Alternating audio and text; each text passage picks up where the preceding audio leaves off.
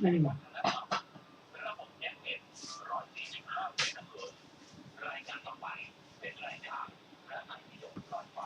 มเดี๋ยวหน้าจะเลยป่ะ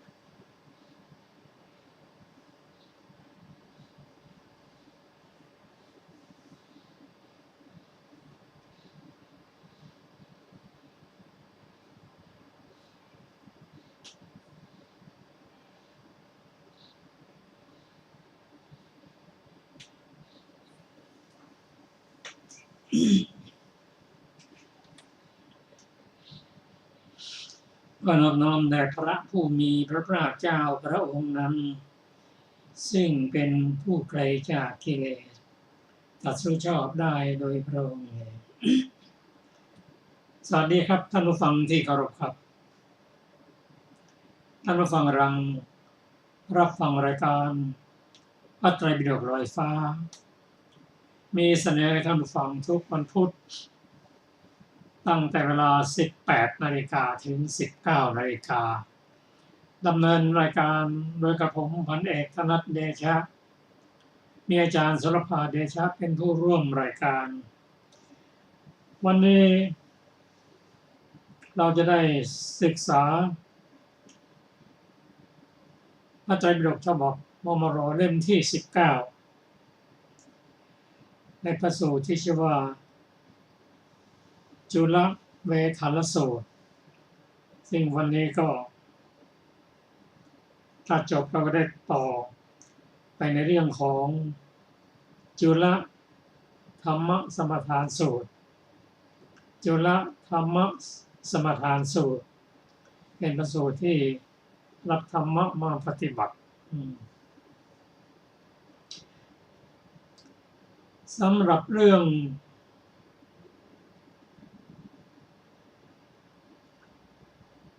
จุลเวทัลสูตรนั้นมีหลายเรื่องที่เราจะต้องศึกษา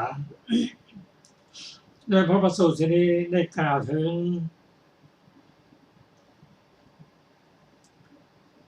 ปัญญา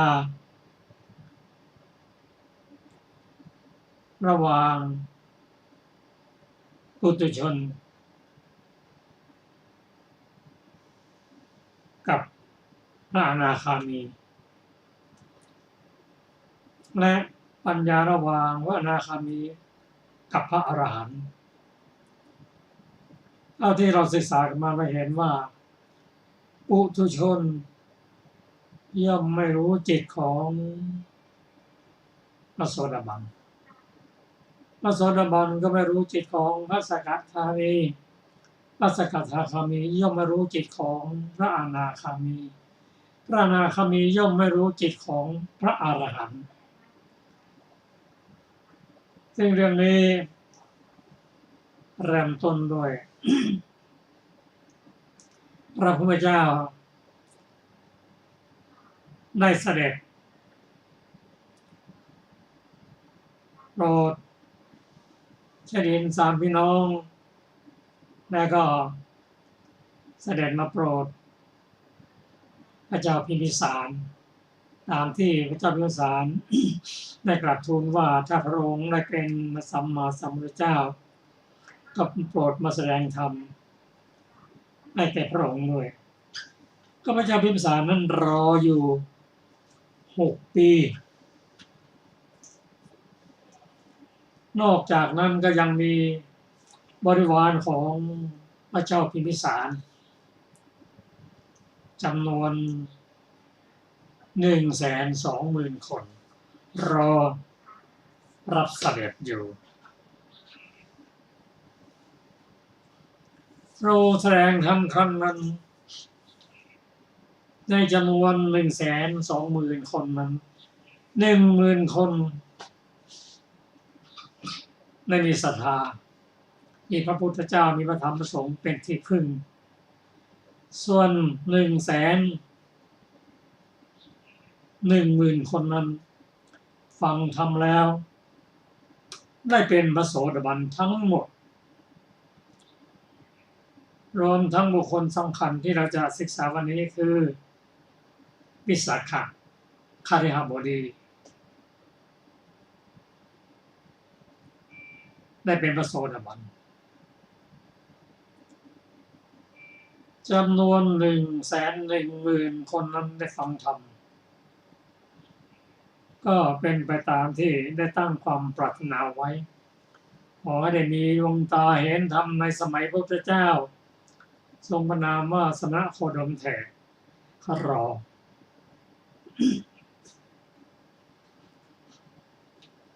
การได้พบพระเจ้านั้นเรียกว่าเป็นผู้ที่ได้มีโอกาส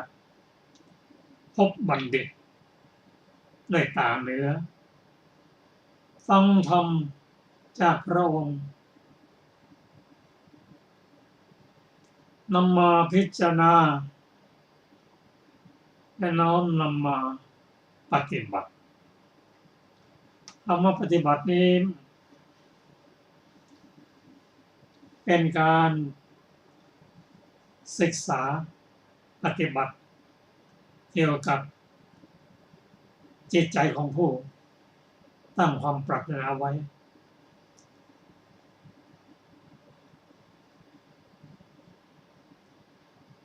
ก็สมแล้วที่พระองค์ตรัสว่าบุคคลใดเลื่อมใสในพระพุทธเจ้า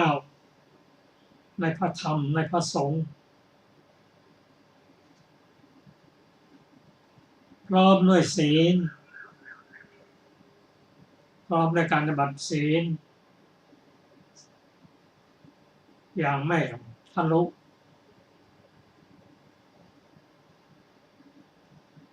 น้อมมาในทางสมาธิ110,000 คนท่านพร้อมแล้วได้เป็นพระโสดาบันวิสาขะอุบาสกที่เราพูดถึงนี้เขามีภรรยาชื่อนางธรรมทินนาความเป็นโสดาบันนั้นกลับมาบ้านก็ไม่มีอะไรเปลี่ยนแปลงเหมือนบุคคลธรรมดาแต่ที่วิสาขะได้เป็นพระโสดาบันนั้นเพราะตัดสังโยชน์เรื่องต่ำ3ได้คือสักยทิฏฐิศีลพรตและวิจิกิจฉากลับมาบ้านก็ไม่มีอะไรเปลี่ยนแปลงการทักทายการกินการนอนเหมือนปกติอยู่กองเรียนเหมือนปกติวันที่2ฟังธรรมอีกได้เป็นพระสกทาคามีก็ได้สังโยชน์3ตัดสังโยชน์3ได้แล้วก็ทำให้กิเลสเบาบางลงโลภะโทสะโมหะเบาบางลงก็ไม่มีอะไรเปลี่ยนแปลงมาก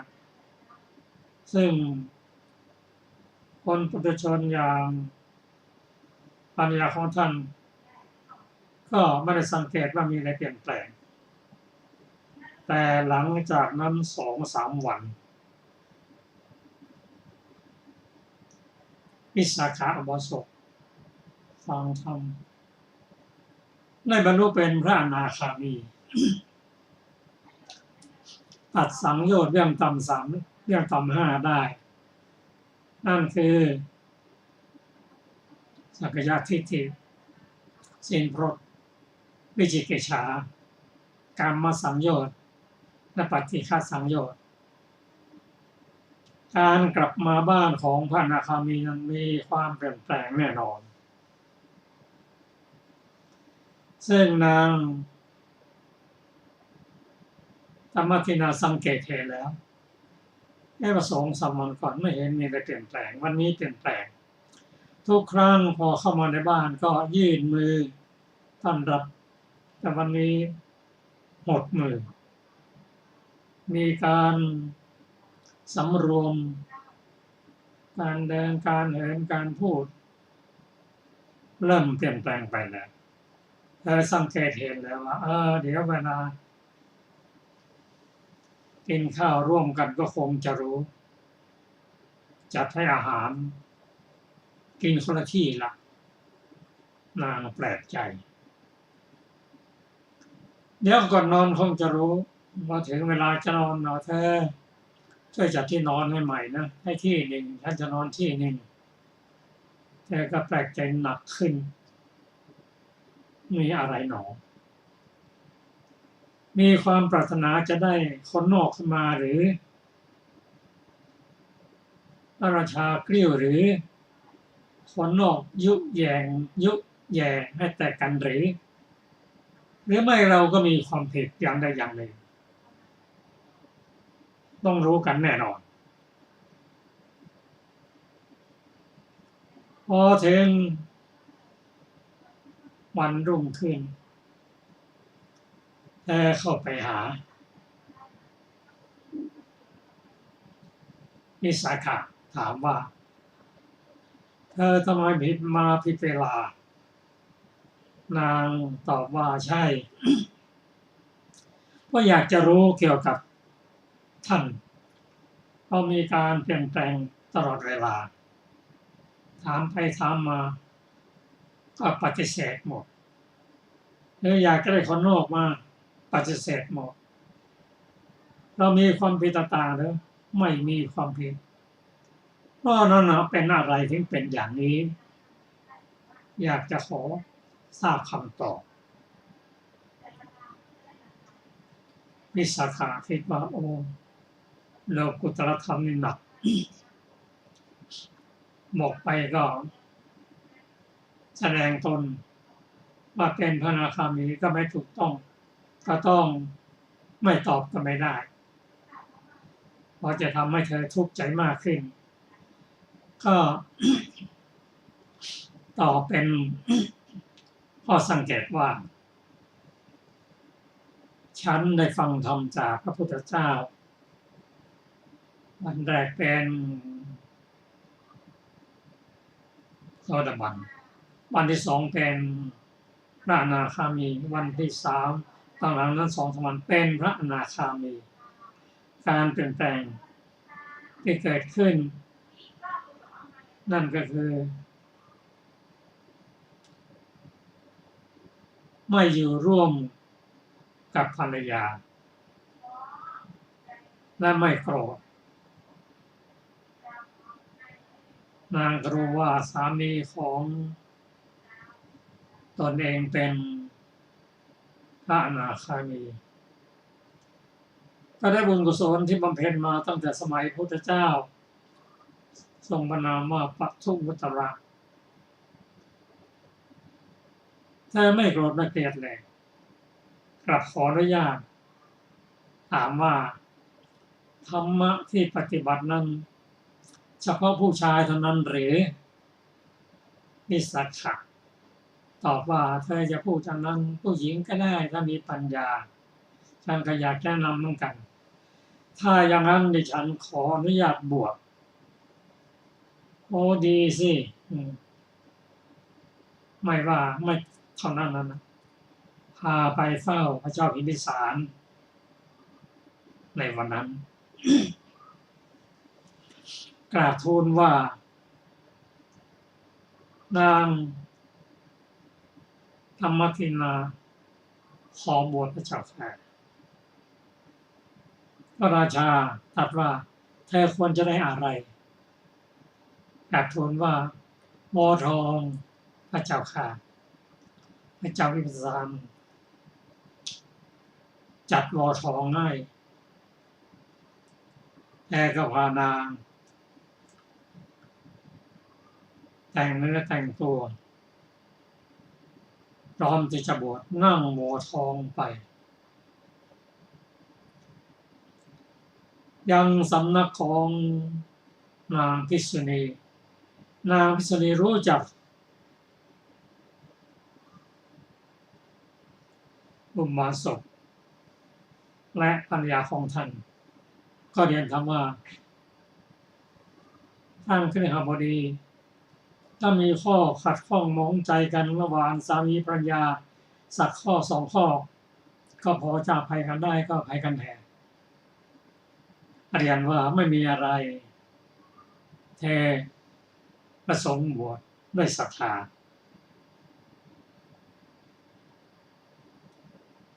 นางพุทธลีก็บวชให้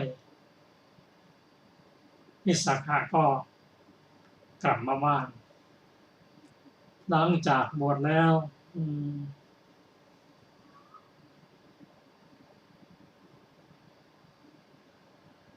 ลาภสักการะ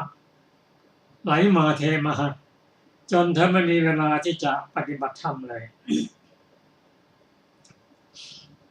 นางภิกษุณีที่บวชให้นั้นก็พาเธอออกไปยังนอกเมืองทางไป3-4 โยชน์แล้วไปอยู่ที่นั่น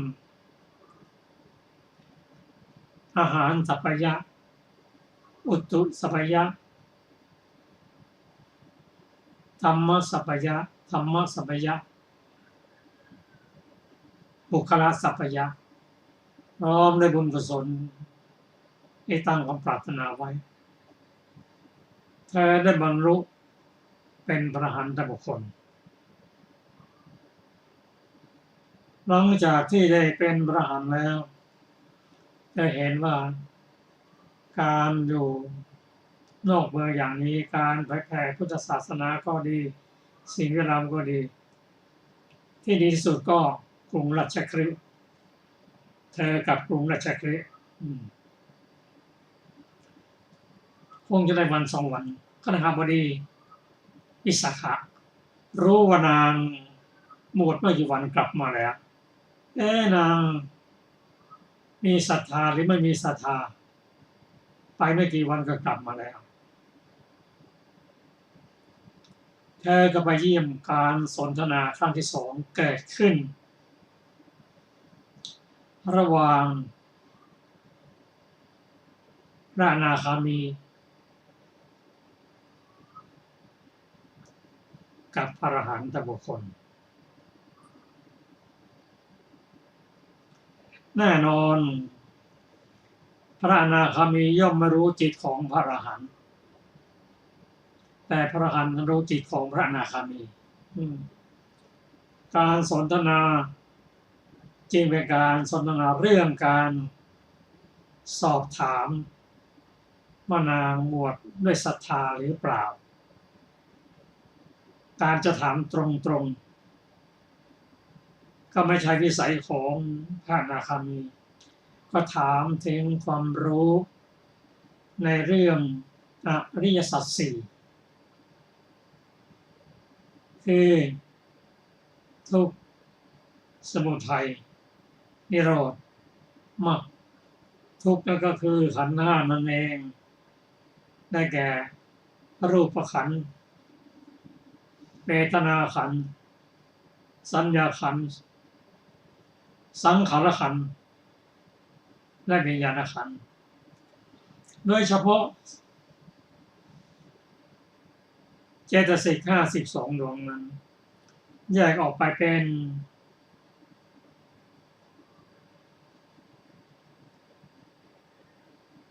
สัญญาขันธ์เวทนาขันธ์สัญญาขันธ์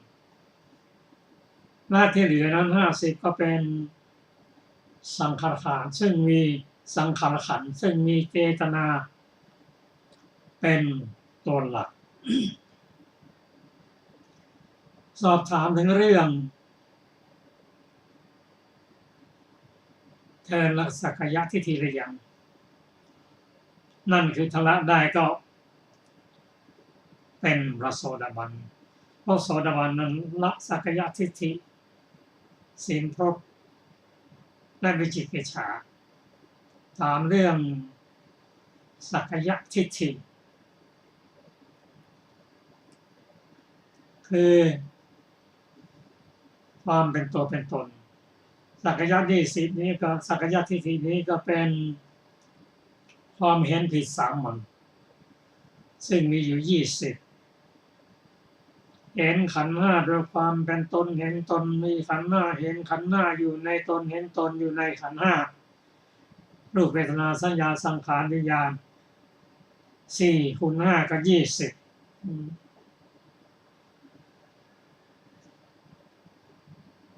ถามได้สมุทัยคือเหตุเกิดของสักกายะนั่นได้แก่อะไร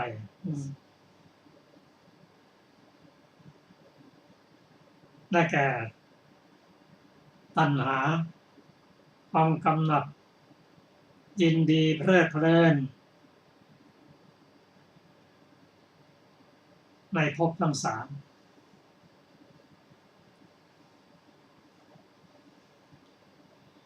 ได้แก่กามภพ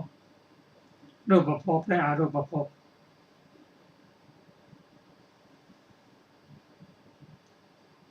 มีความเป็นตนเป็นตัวเป็นตนนั้นตัวตัณหานั่นแหละคือยึดมั่นในรูปเวทนาสัญญาสังขารวิญญาณอันนี้แหละกายสักกายทิฏฐิ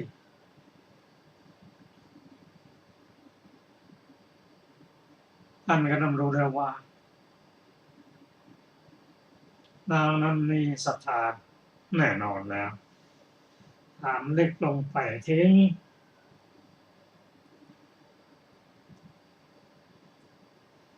สมุทัยนิโรธมรรคคือความดับเสียซึ่งสักกายทิฏฐิซึ่งนางตอบว่าอริยบุคคลนั้นน่ะเองจะเปลี่ยนจากสักกายทิฏฐิได้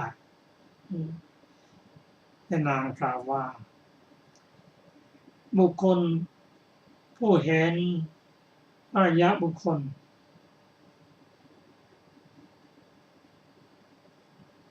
ฟังธรรมจากท่าน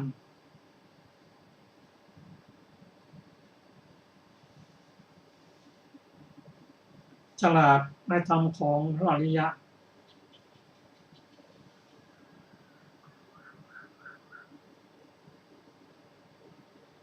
พูดได้ว่านางประกาศ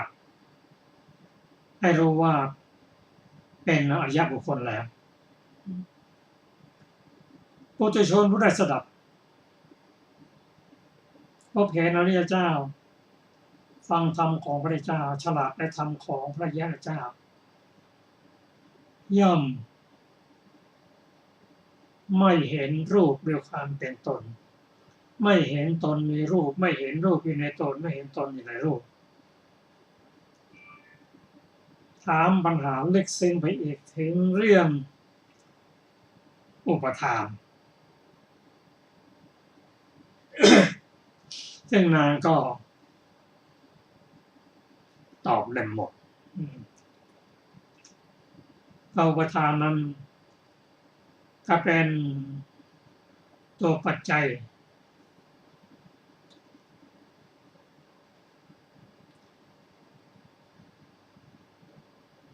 ถ้าเราได้ศึกษาตามที่แสดงไว้ในปฏิจจสมุปบาท12ว่าอวิชชาปัจจยาสังขารา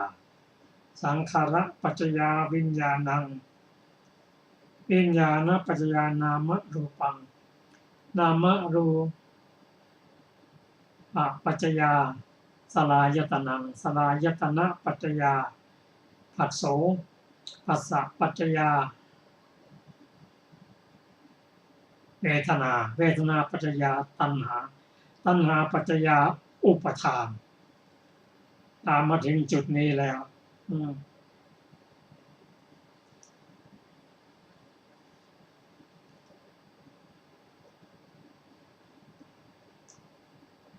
เมื่อถึงลึกถามลึกซึ้งลงไปความเป็นอริยบุคคลมาสู่เป้าหมายตามลำดับสุดท้ายถามถึงปัญหาที่เลยปัญญาของพระอนาคามีแล้วนางตอบว่าวิสาขะแท้ถามเกินปัญญาได้ถามเกินไปซะแล้วนางตอบให้ว่าถ้าสงสัยอย่างไรก็ให้ไปทูลถามพระพุทธเจ้าแทนวิสาขะรู้ว่านางนี้ตอบปัญหาเลยระดับของอนาคามีนางเป็นอรหันต์แน่นอนเข้าไปเฝ้าพระพุทธเจ้าได้ทูลเรื่องนี้ทั้งหมดแด่พระองค์พระองค์ตรัสว่าวิสาขะถ้าจะให้ตถาคตตอบตถาคตก็จะตอบเหมือนนางธรรมทินาภิกษุณีนั่นแหละเธอเป็นผู้มีปัญญา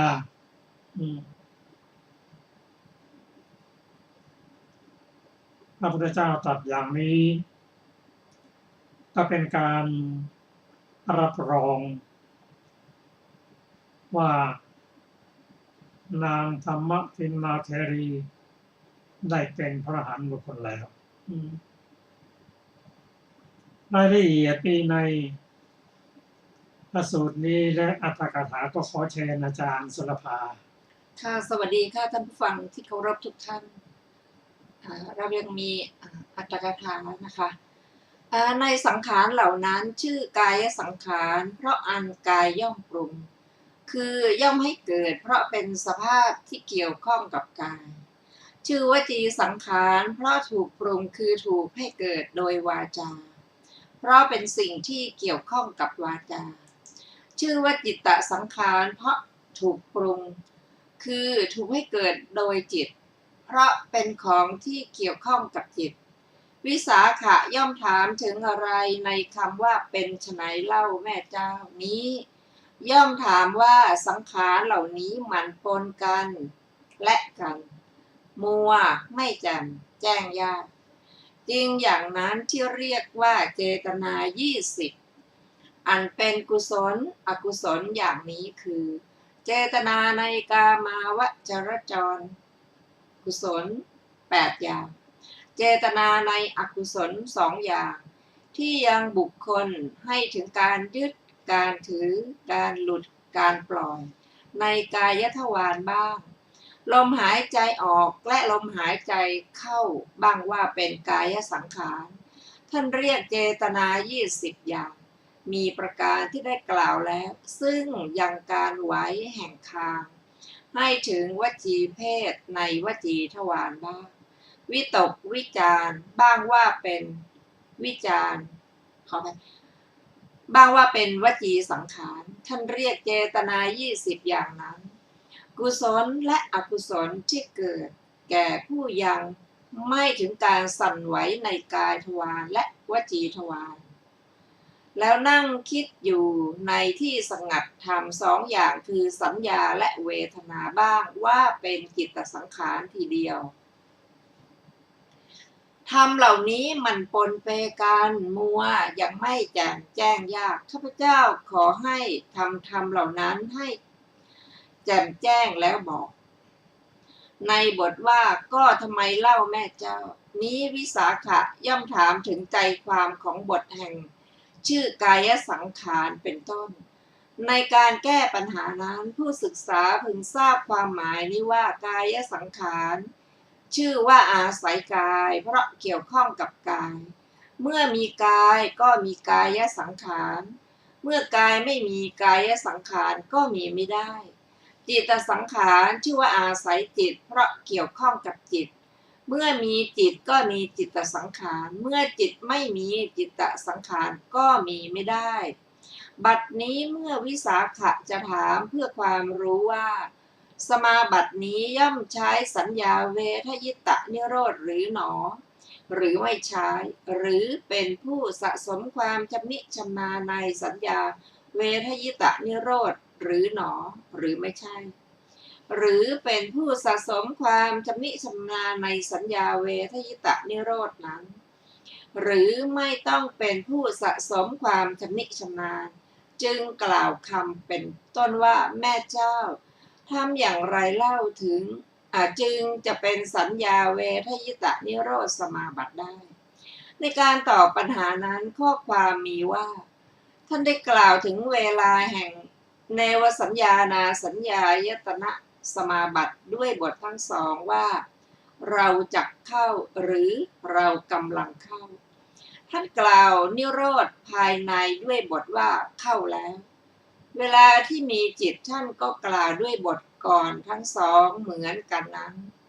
เวลาที่ไม่มีจิตท่านกล่าวด้วยบทหลังคำว่าจิตก็เป็นอันอบรมไว้แล้วอย่างนั้นมาก่อนทีเดียวได้แก่จิตที่มีการเวลาเป็นเครื่องกำหนดเป็นอันได้อบรมแล้วว่าตลอดเวลาเท่านี้เราจะเป็นไม่มีจิตในการที่มีระยะเวลาเป็นเครื่องกำหนดก่อนนิโรธสมาบัติคำว่าย่อมน้อมบุคคลนั้นได้เข้าไปเพื่อความเป็นอย่างนั้นคือย่อมน้อมบุคคลที่อบรมจิตไว้แล้วอย่างนี้นั้นเข้าไปเพื่อความเป็นอย่างนั้นได้แก่เพื่อความเป็นผู้ไม่มีจิตคำว่าวจีสังขารย่อมดับไปก่อนคือวจีสังขารย่อมดับจากสังขารที่เหลือในฌานที่สองก่อนคำว่าต่อจากนั้นกายสังขารคือต่อจากนั้นกายสังขารก็ดับไปในฌานที่สี่คำว่าต่อจากนั้นจิตตสังขารคือต่อจากนั้นจิตตสังขารจึงดับไปภายในนิโรธท่านกล่าวเวลาภายในนิโรธด้วยสองบทว่าเราจะออกหรือเรากำลังออกเวลาแห่งพระสมาบัติท่านกล่าวด้วยบทว่าออกแล้วเวลาเป็นผู้ไร้จิตท่านกล่าวด้วยสองบทก่อนเหมือนกันนั้นด้วยบทหลังท่านกล่าวเวลาที่มีจิตคำว่าจิตก็เป็นอันได้อบรมมาแล้วอย่างนั้นก่อนทีเดียวคือจิตที่มีเวลาเป็นเครื่องกำหนดเป็นอันได้อบรมแล้วว่าตลอดเวลาเท่านี้เราจะเป็นผู้ไร้จิตในการที่มีระยะเวลาเป็นเครื่องกำหนดไว้ก่อนเข้าถึงนิโรธสมาบัติแล้วต่อจากนั้นจึงจะเป็นผู้มีจิตคำว่าย่อมน้อมบุคคลนั้นได้เข้าไปเพื่อความเป็นอย่างนั้นคือย่อมน้อมบุคคลที่อบรมจิตไว้แล้วอย่างนี้นั้นเข้าไปเพื่อความเป็นอย่างนั้นคือเพื่อความเป็นผู้มีจิตเวลาแห่งการเข้านิโรธท่านกล่าวไว้ในหนหลังในที่นี้ท่านกล่าวเวลาแห่งการออกจากนิโรธด้วยประการชนี้บัดนี้เป็นวาระเพื่อจะกล่าวนิโรธกถาฉะนั้นนิโรธกถาจึงเป็นเรื่องที่ต้องกล่าวก็และนิโรธกถานั้นท่านได้ตั้งแม่บทกล่าวไว้ในวิสุทธิมรรคทุกแง่ทุกมุมว่าปัญญาที่ความชำนิชำนาญอบรมไว้แล้วด้วยความระงับสังขารสามเพราะความเป็นผู้ประกอบด้วยกำลังสองด้วยความประพฤติในญาณ16ด้วยความประพฤติในสมาธิ9ปัญญาที่ความชำนิชำนาญอบรมแล้วและญาณในการเข้าถึงนิโรธเพราะฉะนั้นผู้ต้องการทราบพึงถือเอาตามแบบที่กล่าวไว้ในวิสุทธิมรรคนั้นเถิดที่ชื่อว่านิโรธนี้ได้แก่อะไรเล่าได้แก่ความไม่เป็นไปแห่งการพิจารณาขันธ์ทั้งสี่ถ้าจะมีการถามว่าเมื่อเป็นเช่นนั้นเข้าสมาบัติการเพื่ออะไรก็ตอบว่าเข้าสมาบัติการเพื่อสิ่งนี้คือเรากลุ่มในความเป็นไปแล้วในสังขารจะเป็นผู้ไม่มีจิตสัก7 วันอยู่สบายนิโรธนี้นั้นชื่อว่าเป็นนิพพานในปัจจุบัน คำว่าจิตตสังขารย่อมเกิดขึ้นก่อนคือจริงอยู่เมื่อจะออกจากนิโรธจิตในพระสมาบัตินั้นย่อมเกิดขึ้นก่อนท่านหมายเอาสัญญาและเวทนาที่ประกอบด้วยพระสมาบัตินั้นจึงกล่าวว่าจิตตสังขารย่อมเกิดขึ้นก่อนคำว่าต่อจากนั้นกายสังขารคือต่อจากจิตตสังขารนั้นไป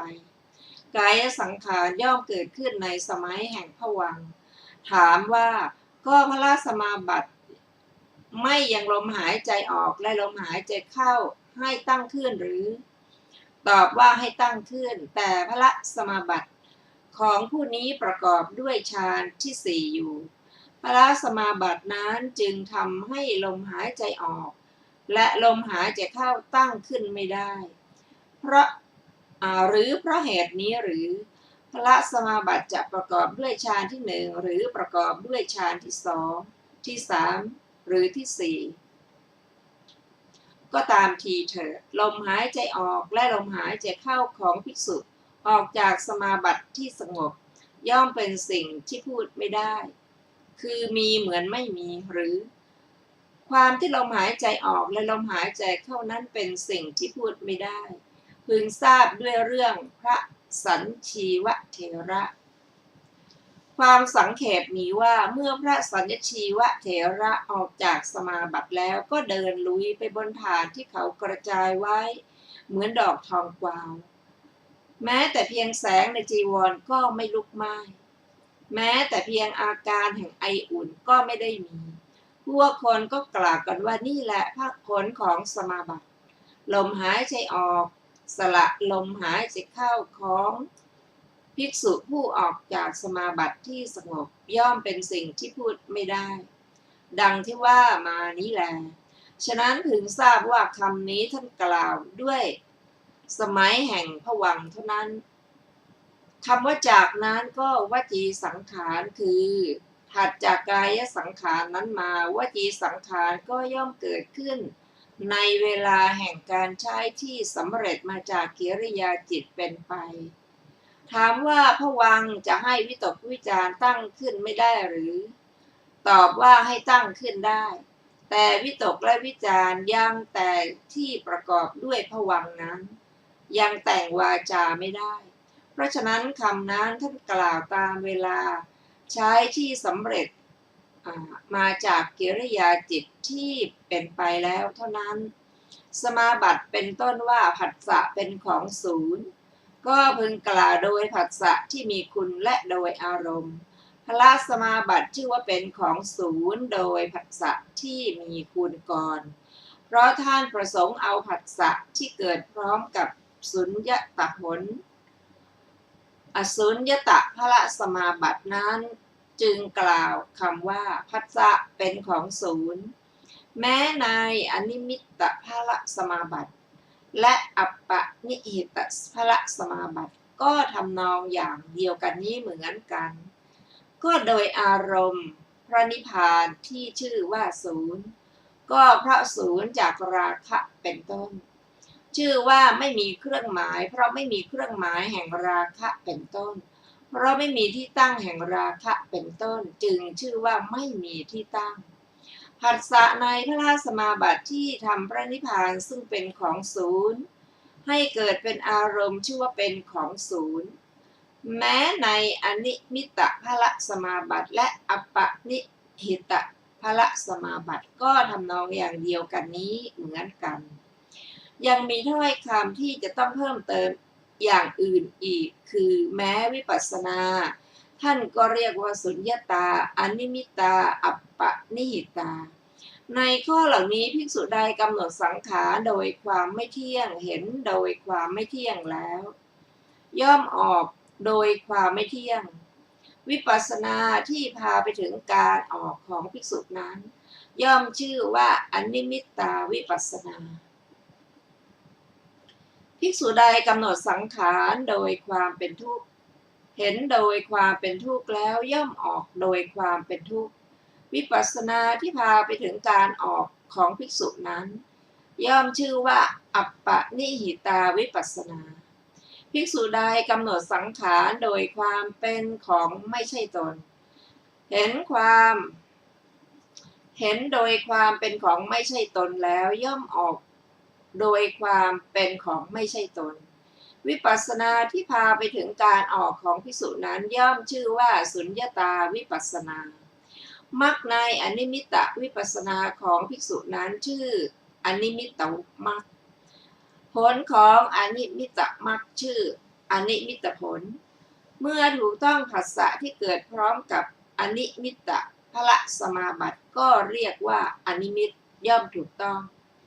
แม้ในอัปปนิหิตะและสุญญตะก็มีทำนองอย่างเดียวกันนี้เหมือนกันด้วยคำที่จะต้องเพิ่มเติมที่ได้กล่าวไว้แล้วผัสสะก็พึงมาถึงการเลือกเอาอย่างใดอย่างหนึ่งว่าสุญญตะผัสสะก็ได้อนิมิตผัสสะก็ได้หรืออัปปนิหิตผัสสะก็ได้เพราะฉะนั้นจึงควรกล่าวสมาบัติเป็นต้นโดยผัสสะที่มีคุณและโดยอารมณ์เพราะเมื่อกล่าวอย่างนี้คำก็จะเข้ากันได้ว่าผัสสะสามอย่างย่อมถูกต้องพระนิพพานชื่อวิเวกในคำเป็นต้นว่าโน้มไปในวิเวกที่ว่าโน้มไปในวิเวกก็เพราะโน้มคือโอนไปในวิเวกนั้นที่ชื่อว่าชะโงกไปในวิเวกในคำว่าชะโงกไปในวิเวกก็เพราะมาจากที่อื่นแล้วก็ตั้งอยู่ในเหมือนกับเข้าไปหาวิเวกนั้นที่ชื่อว่าวิเวกเป็นเงื้อมก็เพราะว่าตั้งอยู่เหมือนกับจะตกไปหาวิเวกนั้นบัดนี้เมื่อวิสาขะจะถามข้าพเจ้าจะขอถามเวทนาที่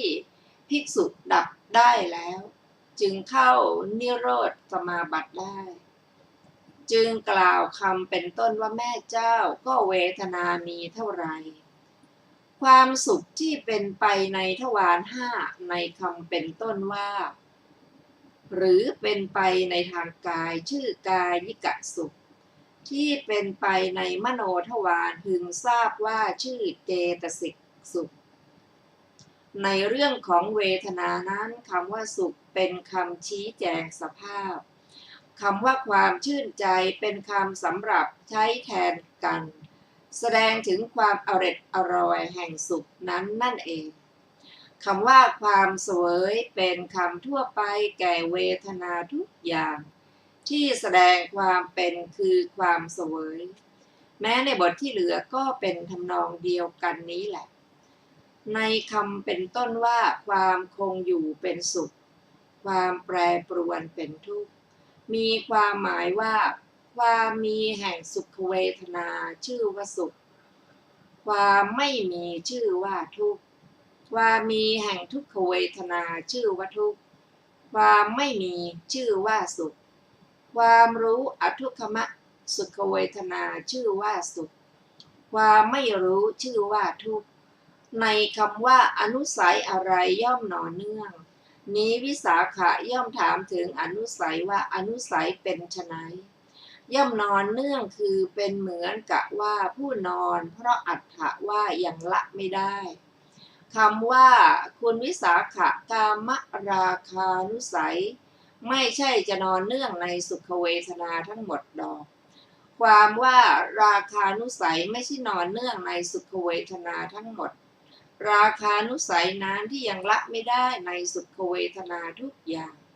ก็ยังไม่ปรารถนาสุขเวทนาทุกชนิดแล้วเกิดขึ้นในที่ทุกแห่ง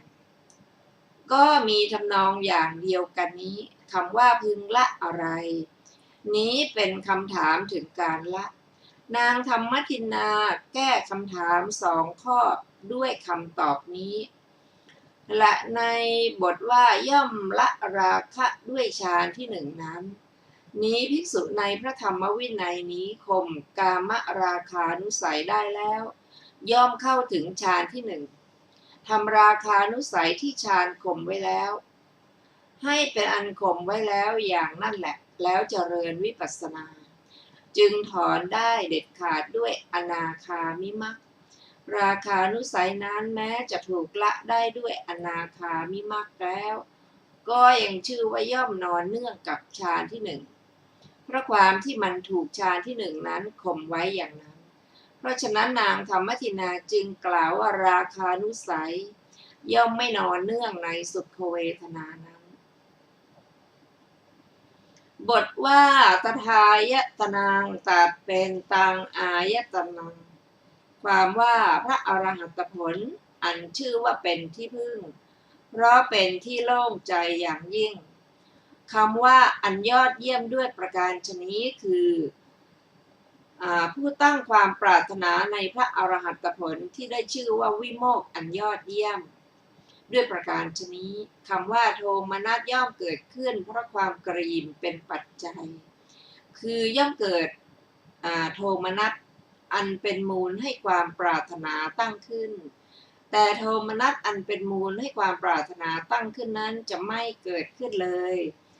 แต่ท่านกล่าวว่าโทมนัสที่มีความไม่ได้เป็นมูล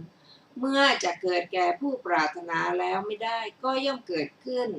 เพราะความกระยิมเป็นปัจจัยบางท่านกล่าวว่าถึงแม้ว่าชื่อว่าโทมนัสในความปรารถนาแล้วไม่ได้นั้นเป็นอกุศลโดยส่วนเดียวก็จริงถึงอย่างนั้นก็พึงเสพโทมนัสนี้ไว้โทมนัสนี้ควรจริงอยู่พวกโยคีนะพระนักปฏิบัติย่อมรับเอาข้อปฏิบัติระยะ3 เดือนบ้างระยะ6 เดือนบ้างระยะ9 เดือนบ้างในโยคีเหล่านั้นผู้ที่รับเอาข้อปฏิบัตินั้นไปแล้วก็สืบต่อพยายามอยู่ด้วยคิดว่าภายในเวลาที่กะไว้นี่แหละเราคงจะบรรลุพระอรหัตผลแต่ก็ไม่สามารถบรรลุตามเวลาที่กะไว้จึงเกิดความเสียใจอย่างรุนแรงขึ้นมาสายน้ำตาหลั่งไหลเหมือนของพระมหาปุจฉเถระชาวบ้านระเบียงมีเรื่องเล่ากันมาว่าพระเถระบำเพ็ญวัดเดินไปเดินมาตั้ง19 ปีเมื่อท่านผูกใจว่าคราวนี้เราจะยึดพระอรหัตผลให้ได้ว่าคราวนี้เราจะปวารณาชนิดวิสุทธิปวารณาแล้วกระทำสมณธรรมอยู่นั่นแหละ19 ปีผ่านไปครั้นมาถึงวันปวารณาก็ไม่มีวันของผู้หลุดพ้นเพราะหยาดน้ำตาของพระเถระแต่ในปีที่20จึงได้บรรลุพระอรหัตผลในคำว่าย่อมละปฏิฆะด้วยโทมนัสนั้นนี้มีความว่าจะเอาโทมนัสไปละปฏิฆะไม่ได้จะเอาปฏิฆะนั่นเองไปละปฏิฆะก็ไม่ได้หรือการเอาโทมนัสไปละโทมนัสก็ย่อมไม่ได้แต่ภิกษุนี้รับเอาข้อปฏิบัติอย่างใดอย่างหนึ่งในข้อปฏิบัติมีระยะ3 เดือนเป็นต้นแล้วพิจารณาอย่างนี้ว่าภิกษุดูสิเธอมีฐานะเลวด้วยศีลด้วยวิริยะหรือด้วยปัญญาศีลของเธอหมดจดดีแล้วมิใช่หรือเธอประคองวิริยะดีแล้วมิใช่หรือปัญญาเป็นธรรมชาติที่กล้าย่อมนำไปเมื่อท่านพิจารณาอย่างนี้ก็เห็นว่าบัดนี้เราจะไม่ยอมให้โทมนัสนี้เกิดขึ้นอีกจึงทำความเพียรให้หนักหน่วงภายใน3 เดือนภายใน6 เดือนหรือไม่ก็ภายใน9 เดือนก็ย่อมถอนปฏิฆะด้วยอนาคามิมักได้ได้เด็ดขาดตามแบบนี้ชื่อว่าท่านย่อมใช้ปฏิฆะนั่นเองละปฏิฆะและใช้โทมนัสนั่นเองละโทมนัสในคำว่าปฏิฆานุสัยย่อมไม่นอนเนื่องในโทมนัสนั้นมีความว่าในโทมนัสแบบนั้นปฏิฆานุสัยย่อมไม่นอนเนื่องปฏิฆานุสัยก็ไม่ปรารภโทมนัสนั้นเกิดได้นั้นเกิดขึ้นปฏิฆานุสัยเป็นอันถูกละได้ในโทมนัสนั้นคำว่าย่อมละอวิชชาได้ด้วยอรหัตตมรรคนั้นคือ ภิกษุในพระธรรมวินัยนี้ข่มอวิชชานุสัยได้แล้วก็เข้าสู่ฌานที่4ทำอวิชชานุสัยที่ถูกฌานข่มไว้แล้วให้เป็นอันถูกข่มไว้อย่างนั้นนั่นแหละแล้วจึงเจริญวิปัสสนาแล้วจึงจะถอนได้เด็ดขาดด้วยอรหัตตมรรคถึงแม้อวิชชานุสัยนั้นถูกอรหัตตมรรคละได้แล้วก็ตาม ก็ยังชื่อว่านอนเนื่องด้วยฌานที่สี่เพราะความที่ถูกฌานที่สี่นั้นข่มได้แล้วเพราะเหตุนั้นนางธรรมทินาจึงกล่าวว่าอวิชชานุสัยย่อมไม่นอนเนื่องในอรหัตมรรคนั้นดังนี้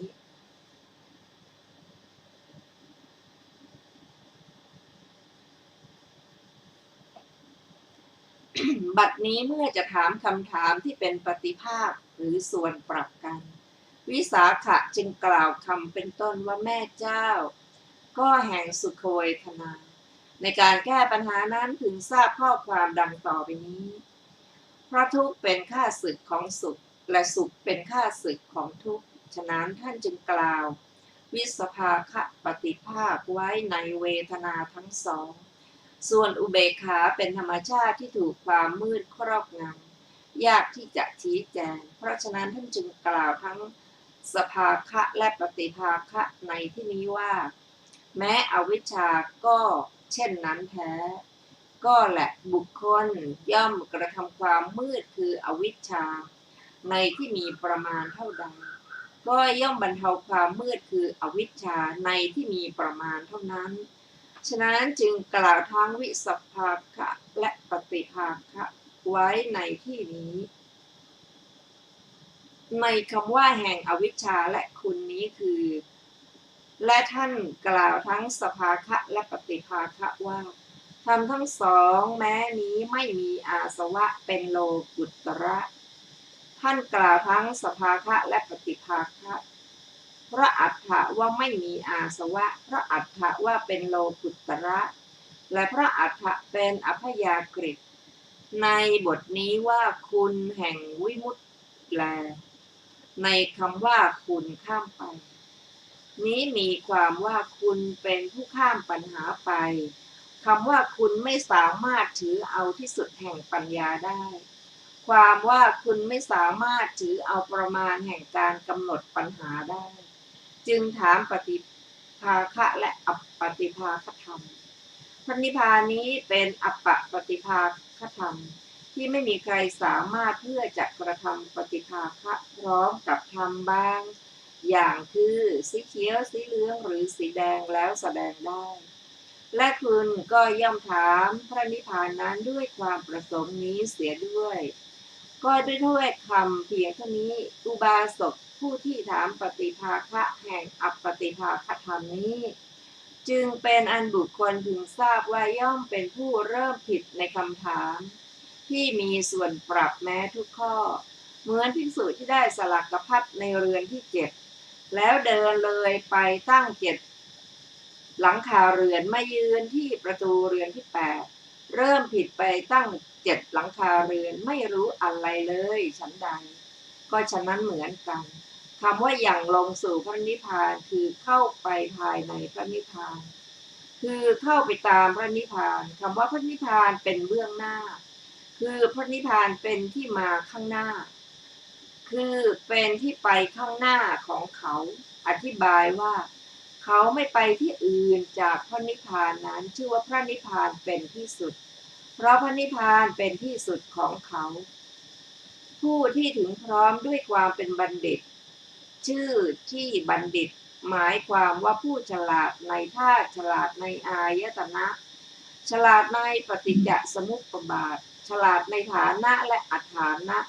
คำว่าผู้มีปัญญายิ่งใหญ่ได้แก่ผู้ถึงพร้อมด้วยปัญญาที่สามารถกำหนดถือเอาอัฏฐะอันยิ่งใหญ่ธรรมะอันยิ่งใหญ่นิรุตอันยิ่งใหญ่ปฏิภาณอันยิ่งใหญ่คำว่าอย่างที่ธรรมะทินานั้นคือแม้ฉันเองก็จะพึงพยากรณ์อย่างที่ภิกษุณีธรรมทินาพยากรณ์แล้วเหมือนกันนั่นเองก็แลพระดำรัสเพียงเท่านี้พระสูตรนี้ก็กลายเป็นภาษิตของพระชินเจ้าไปไม่ใช่ภาษิตของสาวกเหมือนอย่างว่าหนังสือที่ราชเลขานุการเขียนแล้วยังไม่จัดเป็นพระราชสารตลอดเวลาที่ยังไม่ได้ประทับพระราชลัญจกรพอประทับพระราชลัญจกรของในหลวงแล้วหนังสือย่อมชื่อว่าเป็นพระราชสารฉันใด พระสูตรนี้ได้กลายเป็นภาษิตของพระชินเจ้าด้วยการจรดแล้วตรัสเพราะความที่พระความคือดำรัสของพระชินเจ้าดวงนี้ได้ประทับแล้วฉันเองก็พึงพยากรณ์อย่างนั้นเหมือนกันแม้ฉะนั้นเหมือนกันคำที่เหลือทุกแห่งตื้นแล้วแลด้วยประการชนี้จบอรรถกถาจุลเวทันละสูตรที่ 4ท่านผู้ฟังที่เคารพค่ะวันนี้รายการพระไตรปิฎกลอยฟ้าก็ได้หมดเวลาลงแล้วขอขอบพระคุณทุกท่านที่ได้ร่วมศึกษาด้วยกันเราจะมาพบกันใหม่ในวันพุธหน้าเวลาเดียวกันนี้ขอมีความสุขสวัสดีเจริญในธรรมยิ่งค่ะวันนี้สวัสดีค่ะ แบบนี้